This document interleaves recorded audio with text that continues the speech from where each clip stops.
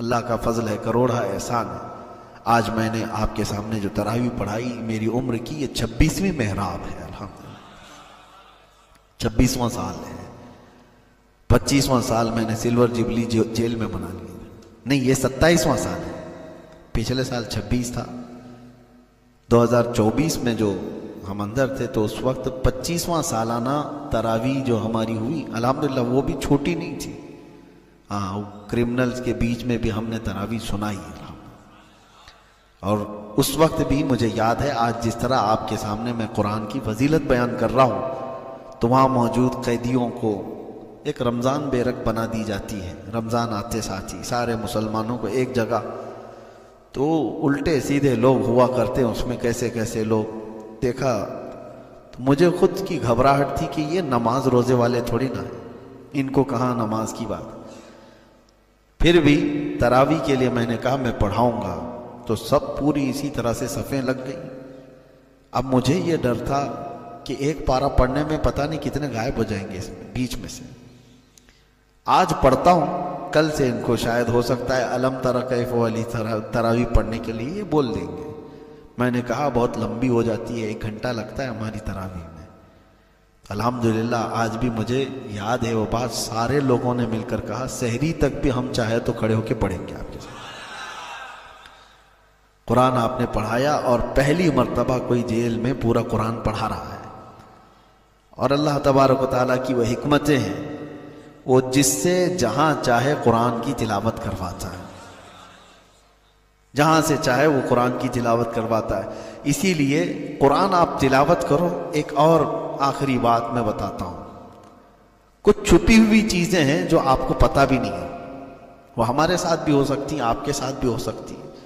سرکار غریب نواز رضی اللہ تعالیٰ عنہ کا باغیچہ تھا، ابھی آپ سفر پر گئے نہیں تھے، اس وقت آپ کا جو والد گرامی کا دیا ہوا باغیچہ تھا اس کی آپ دیکھ بھال کرتے تھے، لیکن ہوتا کیا تھا، دن بھر حضرت سرکار غریب نواز رضی اللہ تعالیٰ عنہ قرآن کی تلاوت کرتے رہتے، باغیچے میں بیٹھ کر تیزی سے قرآن پڑھتے رہتے تھے تنہا۔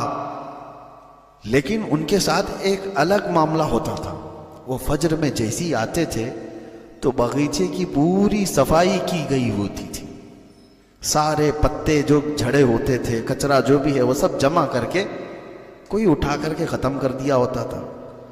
تو سرکار غریب نواز رضی اللہ تعالیٰ عنہ فرماتے ہیں میں روز دیکھتا ہوں کہ کون خادم ہے جو میرا کام کر کے چلے جاتے ہیں، باغیچہ پورا صاف کر کے چلے جاتے ہیں۔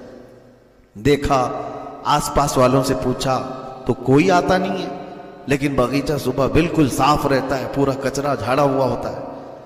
تو ایک دن آپ تہجد کے بعد سیدھے آ گئے باغیچے کے اندر، فجر کی اذان اور نماز سے پہلے، کہ دیکھتے ہیں تو جیسی آپ باغیچے میں آئے تو کچھ لوگ جھاڑ رہے ہیں اور کچرا جھاڑ رہے ہیں اور سب جمع کر رہے ہیں۔ تو سرکار غریب نواز پہچان لیے کہ کچھ لوگ ہیں ابھی قبر میرے باغیچے کے اندر۔ تو آپ نے زور سے آواز دی کہ کون لوگ ہیں جو میری اجازت کے بغیر اندر آئے؟ تو کچھ لوگ چلتے ہوئے جھاڑو چھوڑ کر کے آئے، وہ انسان نہیں، وہ جنات کی جماعت تھی، وہ جنات کی جماعت تھی۔ قریب آ گئے اور کہا سرکار غریب نواز رضی اللہ تعالیٰ عنہ سے ہم ہیں جو یہ صاف کر رہے ہیں۔ تو آپ نے پوچھا کہ میرے باغیچے کی یہ خدمت کس لیے کرتے ہو؟ توجہ، جس کے لیے میں نے بتایا۔ جنات یہ کہتے ہیں کہ سرکار آپ روزانہ قرآن کی تلاوت کرتے ہیں جو بیٹھ کر کے یہاں پر، ہم سن سن کر کے اپنی تجوید درست کرتے ہیں، ہم کو قرآن پڑھنا آ گیا آپ کی بلند آواز سے قرآن پڑھنے کی وجہ سے، تو آپ ہمارے استاد ہوئے تو استاد کے گھر کا یا باغیچے کا کچرا تو صاف کرنا یہ شاگرد کی شان ہے۔ تو میں یہاں یہ کہہ رہا ہوں قرآن پڑھو، تمہارے گھر کے بھی کام جنات کر کے چلے جائیں گے۔ قرآن پڑھو۔ اور کچھ لوگ تو موکل حاضر کرنے کے لیے پتہ نہیں چلے کر رہے ہیں، اور چلے کر رہے ہیں، ایک دن ان کا سر گھوم گیا تو پھر زندگی بھر گھوم جائے گا، کوئی جن اٹھا کے پٹک کے چلا گیا۔ آپ یہ مت سمجھو کہ جنات ہمارے سے زیادہ طاقتور ہیں، کچھ لوگوں کے دماغ میں یہ بات چلتی رہتی ہے جنات حاصل کرنا ہے، اور کسی بابا نے کہہ دیا کہ میرے پاس 70 موکل ہیں تو اس کے پاس بھیڑ لگ گئی۔ موکل کا مطلب وہی جنات حاضر ہے۔ تو لوگوں کو ایسا لگتا ہے کہ یہ کبھی بھی حکم دے دے گا تو جنات جائیں گے پورا ایکسس بینک اٹھا کر کے لے کے آ جائیں گے. ہاں کوئی بینک کو پورا تالا توڑ کے لے کے آ جائیں گے. اگر ایسی ہوتا تو کوئی بینک ہی موجود نہیں ہوتی. سارے بابا لوگ جنات کو حکم دے کر سب تجوریاں اٹھا رہے ہوتے ہیں. بلکہ حقیقی بات یہ ہے کہ جنات انسانوں سے زیادہ طاقتور نہیں ہیں. اگر وہ طاقتور ہوتے تو اللہ تمہیں اشرف المخلوقات کیوں کہتا؟ اللہ تبارک و تعالیٰ نے انسانوں کو اشرف المخلوقات بنایا، اور وجہ یہ بھی ہے کہ اللہ تعالیٰ تمہارے سر پر تاج کرامت رکھا ہے. تو جنات سے افضل ہے. لیکن بیچ میں نے بات اس لیے کی کہ آپ قرآن پڑھو گے تو جنات جیسی مخلوق بھی انسانوں کا ادب کرتی ہے. اللہ تبارک و تعالیٰ کہنے سننے سے زیادہ عمل کی توفیق عطا فرمائے.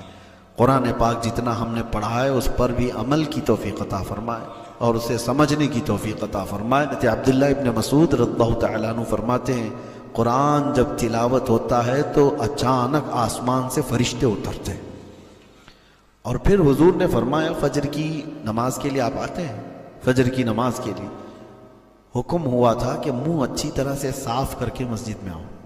صحیح ہے، منہ کے اندر بدبو نہ آئے، اچھی طرح سے اس کو صاف کر کے آؤ. وجہ کیا ہے؟